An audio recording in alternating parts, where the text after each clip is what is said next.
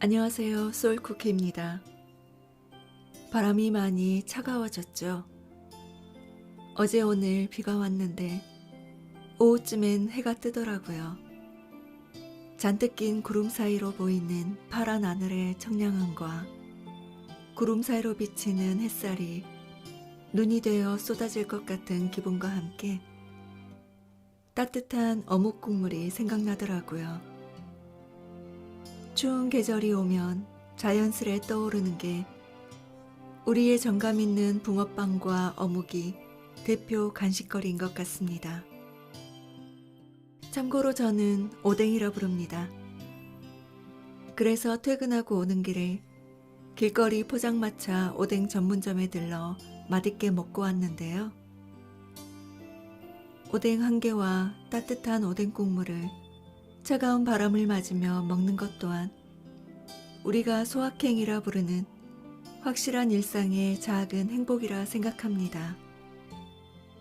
분위기 좋은 레스토랑 부럽지 않았습니다. 제가 오늘 소개해드릴 책 또한 이런 행복을 전해주시는 최인철 교수님의 아주 보통의 행복입니다. 최인철 교수님은 서울대학교 심리학과를 졸업한 후 미국 미시간 대학교에서 사회심리학 박사학위를 받았습니다. 미국 일리노이 대학교 심리학과 교수를 역임하셨고 2000년 서울대학교 심리학과에 부임하셨고 2010년 서울대학교 행복연구센터를 설립하여 행복과 좋은 삶에 관한 연구를 하셨습니다. 제가 예전에 최인철 교수님의 강의를 유튜브로 많이 들었었는데요. 중저음의 편안하고 지성적인 목소리가 강의를 듣는 내내 몰입도를 높여주었습니다. 여러 강의들이 인상 깊었지만 그 중에서도 재밌고 특히 인상 깊었던 강의가 프레임 나를 바꾸는 심리학의 지혜라는 강의였습니다. 삶을 대하는 자세와 어떤 태도로 인생을 살아야 하는지 깊이 있게 생각하게 되었습니다. 평범한 사람들의 평범한 생각이 아닌 행복한 사람들의 행복한 프레임을 제시하신 거죠. 높은 고도에서 대지를 바라봤을 때 넓은 시야로 볼 수 있는 미처 보지 못한 곳까지 들여다볼 수 있는 프레임. 이 강의를 들으며 저 또한 생각의 전환을 맞는 계기가 되었는데요. 그러면 평범해서 더욱 소중한 아주 보통의 행복 이야기 속으로 들어가 보겠습니다.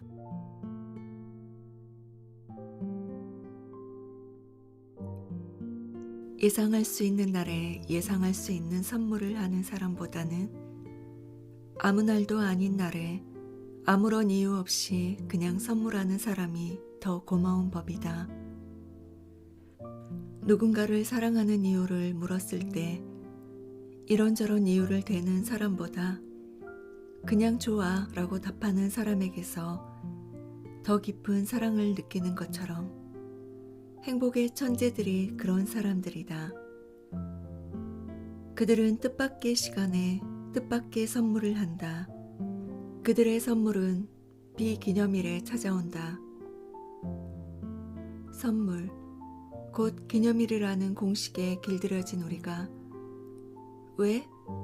오늘 무슨 날이야? 라고 물을 때 그들은 그냥 하며 웃는다. 우리가 달력을 볼 때 행복의 천재들은 자기 마음을 본다. 그리하여 우리가 몇 안 되는 기념일을 챙기느라 많은 날들을 그냥 흘려보낼 때 그들은 자기 마음속 감사의 감정들을 그냥 흘려보내지 않는다. 우리가 소수의 기념일을 핑계 삼아 다수의 비기념일을 평범하게 만들 때 그들은 모든 날들을 비범하게 만든다. 한마디로 행복 천재들은 기념일 프레임에 얽매이지 않는다. 하여 그들은 아무 때나 그냥 선물한다. 우리의 선물이 예상한 딱 그 수준에서 이루어진다면 행복 천재들의 선물은 예상을 넘어선다. 발렌타인데이에 초콜릿이 우리의 선물이라면 그들은 어느 날 문득 여러 장의 손편지를 보내온다. 우리의 신년 인사가 받는 사람의 이름만 자필로 써넣은 연하장이라면 그들은 직접 전화를 걸어 새해 덕담을 건넨다.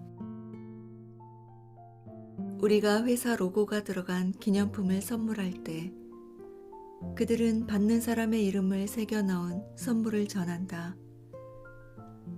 우리의 선물이 우리 자신을 영웅으로 만든다면 그들의 선물은 받는 사람을 영웅으로 만든다. 그냥 하는 선물이라지만 즉흥적이거나 충동적이지 않다. 오히려 그들의 선물에서는 오랜 시간 숙성된 와인의 향기가 난다. 그들의 선물은 철저하게 준비된 우연이다. 그들은 상대방의 취향을 흘려보내지 않고 상대방의 가족 이름을 흘려듣지 않으며 무엇보다 상대방을 잊지 않는다. 그래서 그들의 선물은 오래된 즉흥이며 계획된 우연이다.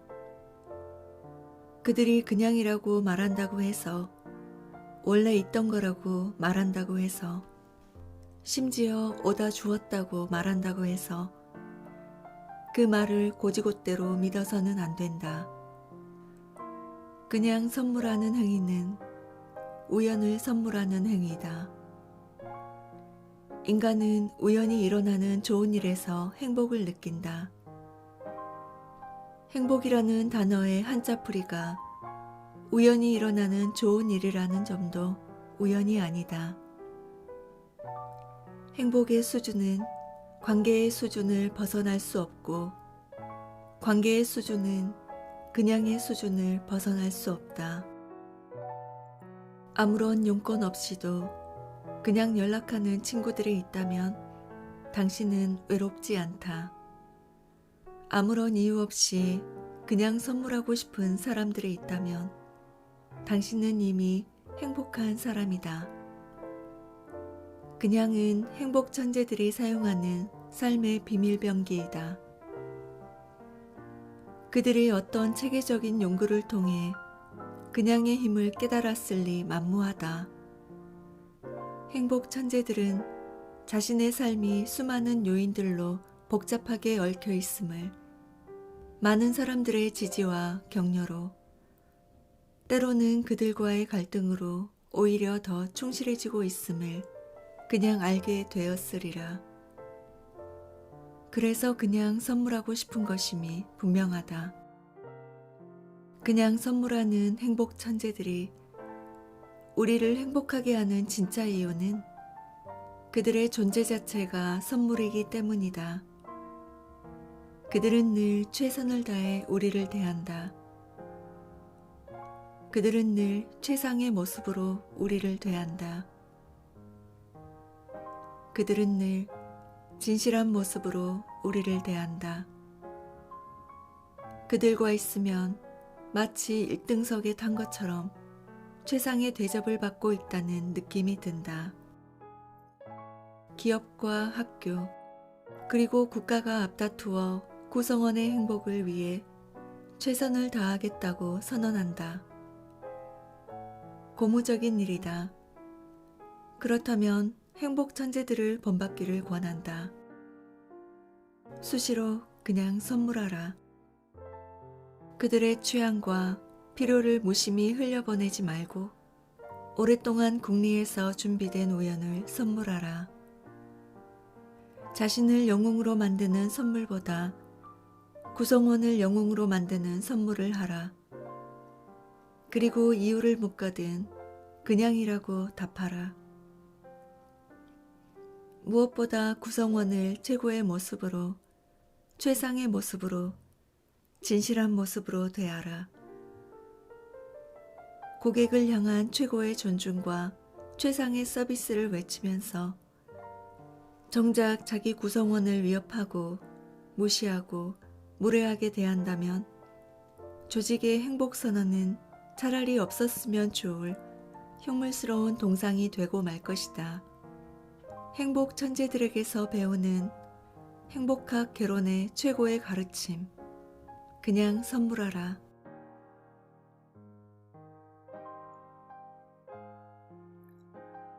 선택이란 누군가에게는 즐거움이지만 누군가에게는 고통이다.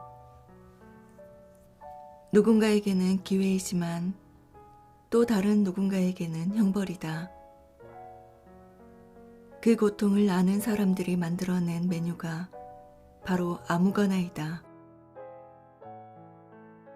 어떤 음식이 나올지 모르는데 아무거나라는 무모한 선택을 하는 이유는 그것이 선택의 고통으로부터 우리를 구원해 주기 때문이다. 자기가 무엇을 먹고 싶은지조차 스스로 결정할 수 없다는 자괴감에서 우리를 해방시켜 주기 때문이다. 참을 수 없을 정도로 배가 고픈 경우에도 아무거나 시킬 수 있다. 이런 경우들이라면 아무거나를 선택하는 심정을 충분히 이해할 만하다. 그러나 선택의 고통을 피하기 위한 습관적 고육지책으로 아무거나를 남발하고 있다면 음식뿐 아니라 삶의 많은 영역에서 이 같은 도피성 선택을 반복하고 있다면 자신을 되돌아볼 필요가 있다. 음식도 아무거나, 영화도 아무거나, 여행도 아무데나, 심지어 직업도 아무거나. 모든 것이 아무거나라면 답은 둘 중 하나다. 내공이 아주 깊은 사람이거나 전혀 행복하지 않은 사람이거나. 행복 천재들은 좋아하는 것에 관한 한 천재다. 행복 천재들은 좋아하는 것이 많다. 또한 자신이 좋아하는 것이 무엇인지 명확하게 알고 있다. 좋아하는 것이 분명하고 많으면 마음속에 관심이 가득하다. 그러나 싫어하는 것이 분명하고 많으면 마음속에 근심이 가득하다. 싫어하는 사람들, 싫어하는 일들, 싫어하는 장소들을 피해야 하기 때문이다. 행복 둔재들은 싫어하는 것에 관한 한 천재다. 하고 싶은 일은 별로 없어도 하기 싫은 것은 많다. 좋아하는 것을 물으면 아무거나라고 말하지만 싫어하는 것을 물으면 단호하게 대답한다. 이를 실증적으로 뒷받침하는 연구가 최근에 서울대학교 행복연구센터에서 진행되었다.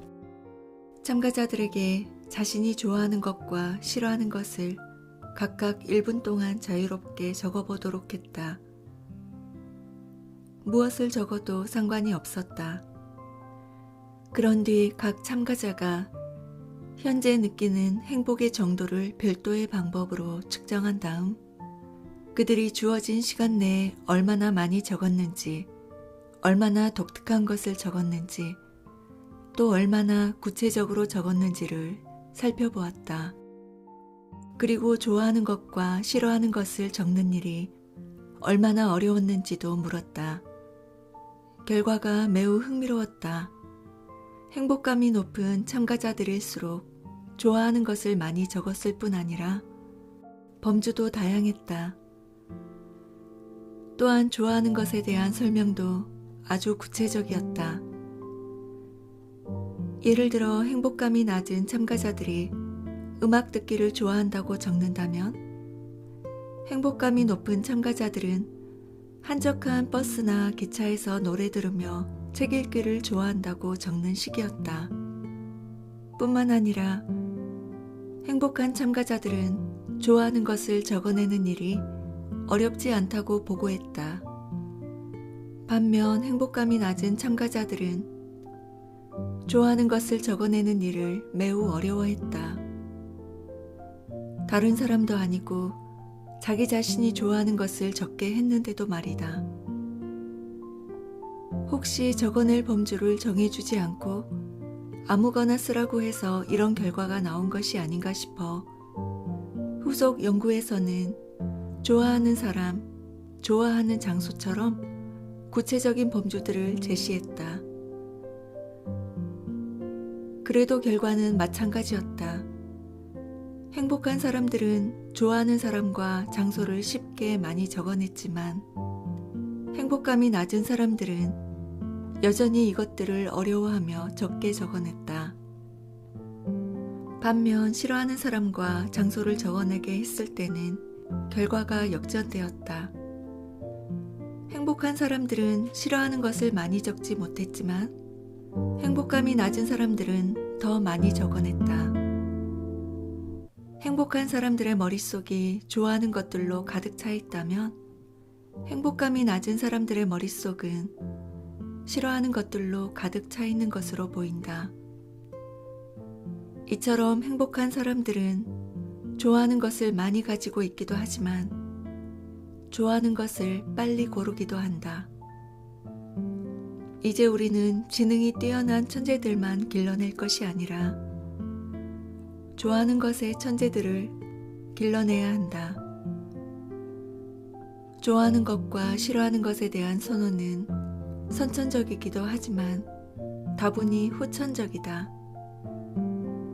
좋아하는 것이 많은 사람과 어울리면 좋아하는 것들이 많아진다. 좋아하는 것이 무엇인지를 묻는 것이 일상화된 사회에서 살면 좋아하는 것들이 명확해진다. 우리가 서로에게 던져야 할 질문은 자식의 학벌이나 통장의 잔고가 아니라 좋아하는 것의 잔고다.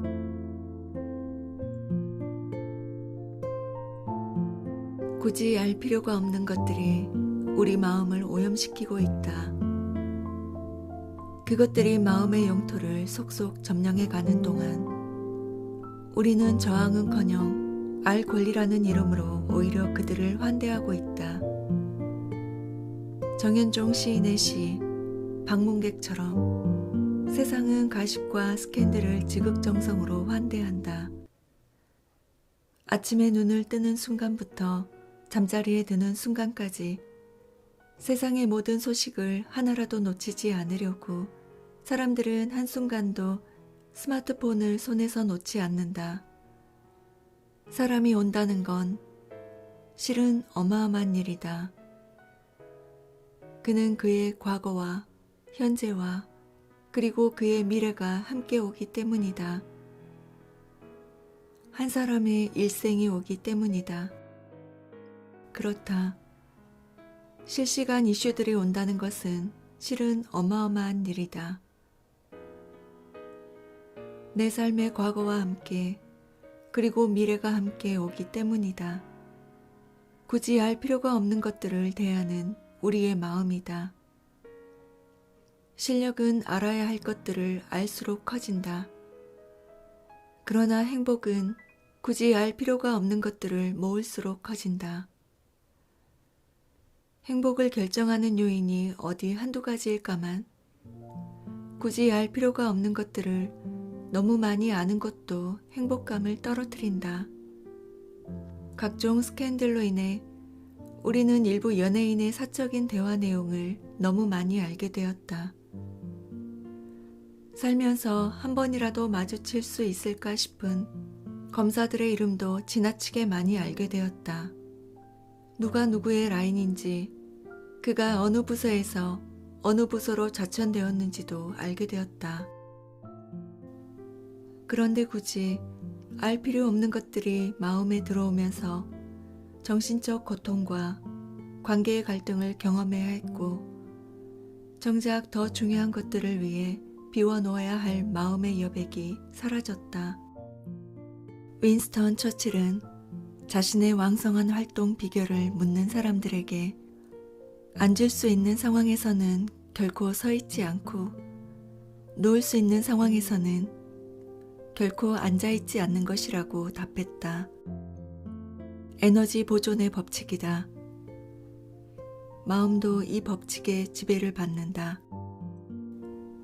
유일한 대화 주제가 가십과 스캔들일 뿐인 사람을 멀리하는 것도 마음의 힘을 축적하기 위한 행위이다.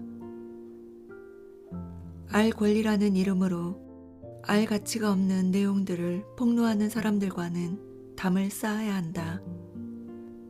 마음은 보호받아야 할 연약한 대상이다. 자연만큼이나 지켜내야 할 대상이다. 마음은 결심 한 번으로 바뀌는 대상도 아니다. 언제든 마음만 먹으면 마음속 찌꺼기들이 사라지는 것도 아니다. 인터넷 접속은 하루 3번이면 충분하다. 문자나 카톡, 이메일을 실시간으로 확인하지 않으면 큰일이 생기는 사람은 극소수다. 알 권리와 알 가치의 불균형을 바로 잡아야 한다. 마땅히 알아야 할 것을 모르는 무식함도 부끄러운 일이지만 굳이 알 필요가 없는 것들을 너무 많이 아는 것도 부끄러운 일이다. 제가 그런 것까지 어떻게 알겠어요? 이 말을 자주 써야 한다. 소문이 느리고 스캔들에 더딘 삶이 좋은 삶이다. 이제 세상에 대해 위대한 저항을 시작해야 한다. 모두가 실시간성에 집착할 때 한 박자 늦는 사람이 되기로 결심해야 한다. 습관적으로 스마트폰을 켜는 행위에 반기를 들어야 한다. 끊임없이 접속하느라 분주한 것 같지만 실은 게으른 것이요. 적극적으로 세상을 탐색하는 것 같지만 실은 단 한 발짝도 세상에 나아가지 않는 나태다. 바쁨을 위한 바쁨일 뿐이다. 굳이 알 필요가 없는 것들에 대한 무관심이야말로 세상에 대한 가장 적극적인 관심이다. 행복 천재들의 또 하나의 비밀 병기이다.